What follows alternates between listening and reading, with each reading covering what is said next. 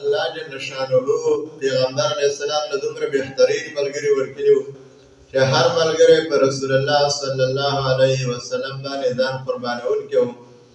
د هغې نه کتابونو کې د وهب بن قابوس رضی الله تعالی عنه واقعه کتابونو کې لیک ده چې دا اسلام یې راوړو، بانډو کې به اوسېدو او بیا چې کله یو ورځ مدینې منورې ته ځم، چې کله مدینې منورې ته راغلی نو د الله شان ته ګوره په دغه وخت کې نبي علیه السلام تللی د احد جنګ له. تپوس یې وکړو رسول الله څه شول؟ جنګ له تللی دی. نو دی د هغه دی رسېده چې کوم دی لاړه د احد جنګ له او نبي علیه السلام ته ځان ورساوه. چې کله ځان ورساوه نو یو ډله به د کافرانو په نبي علیه السلام باندې را روانه وه. نبي علیه السلام وفرمایل دا ډله څوک د شته ډلې مخونی ستا طرف ته واړئ. وهب بن قابوس رضی الله عنه د هغه ډلې د کفارو سره داسې په زړورتیا سره جنګ وکړي، ډېرو کافرو مخونې بل طرف ته واړول. بیا بله ډله چې کوم دی را روانه وه، وهب بن قابوس رضی الله تعالی عنه بیا نبي علیه السلام وفرمایل څوک شته چې د دې کفارو د ډلې مخونه بل طرف ته واړئ. نو وهب بن قابوس رضی الله تعالی عنه بیا د هغې سره چې کوم دی وجنګېد، د هغې مخونه بل طرف ته واړول.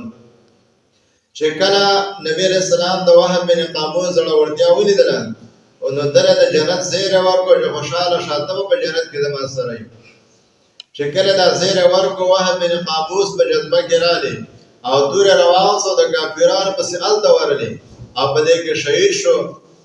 او چې کله شهید شو د جنګ نه وروسته پیغمبر علیه السلام چې کله صحابه کرام ښخول او دفن کولې نو سعد بن ابي وقاص رضی الله تعالی عنه فرمایي ما رسول الله ولیدو چې سعد سر ته ونده، وهب بن قابوس سر ته ولاړو او دعا یې ورته کوله چې یا الله زه د وهب بن قابوس نه خوشحاله یم، ته هم د خوشحاله شه.